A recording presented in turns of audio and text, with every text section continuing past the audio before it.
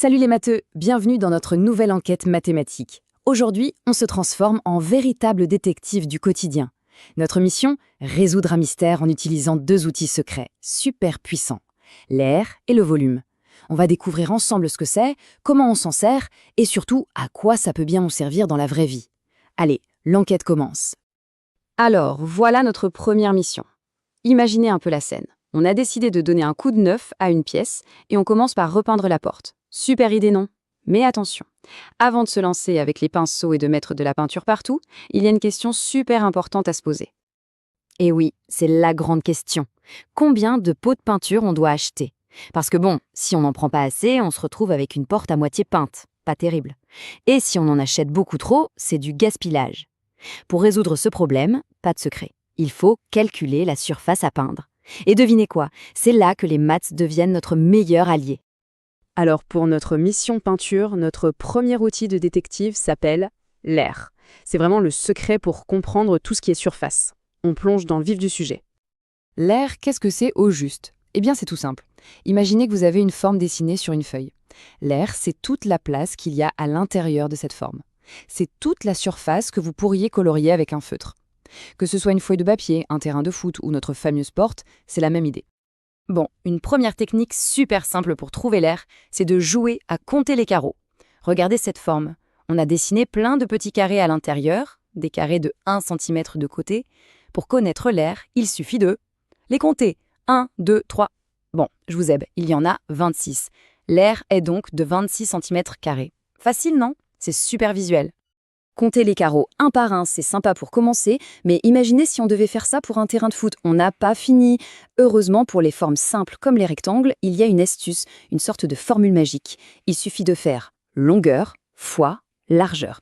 On multiplie les deux et hop, on a l'air. C'est quand même beaucoup plus rapide. Bon, assez parlé, c'est le moment de s'entraîner un peu. On va voir si nos détectives en herbe sont prêts à passer à l'action. C'est l'heure de l'entraînement. Voilà un premier petit défi pour vous. On a un rectangle, d'accord? Sa longueur est de 4 cm et sa largeur est de 3,2 cm. Alors comment on calcule son air? Prenez une petite seconde pour vous souvenir de notre formule magique. Oula, attention, regardez un peu ce qu'a fait Caïs sur sa copie. Il a écrit 4 plus 3,2. C'est une erreur hyper classique, un vrai piège dans lequel beaucoup de monde tombe. On a ce réflexe de vouloir tout additionner, mais pour l'air, ce n'est pas ça du tout. Voilà le point le plus important à retenir. Quand on additionne les côtés, on calcule le périmètre, c'est-à-dire le contour. Mais nous, ce qu'on veut, c'est la surface, à l'intérieur, c'est l'air. Et pour l'air, on multiplie. On ne fait pas 4 plus 3,2, non, on fait 4 fois 3,2. Et ça nous donne 12,8 cm². Ça, c'est la bonne réponse. Super, je crois que l'air n'a plus de secret pour vous. On est prêt à passer au niveau supérieur de notre enquête. Après les surfaces plates en 2D, on va s'attaquer à l'espace en 3D, avec notre deuxième outil secret, le volume. Regardez bien, ça montre parfaitement la différence. Pour l'air, on était sur du plat, on comptait des carrés. Pour le volume, on passe en 3D, on prend de la hauteur. Donc on ne compte plus des carrés, on compte des cubes. C'est comme si on passait d'une simple feuille de papier à une construction en Lego. Ça a une longueur, une largeur et une hauteur. Alors c'est quoi le volume? En fait, c'est super intuitif. C'est tout simplement la place que prend un objet dans l'espace. Pensez à votre bouteille d'eau, votre gomme, votre trousse. Tout ça, ça occupe de la place, ça a un volume. Et comment on fait pour le mesurer, ce fameux volume? Eh bien, c'est la même idée que pour l'air.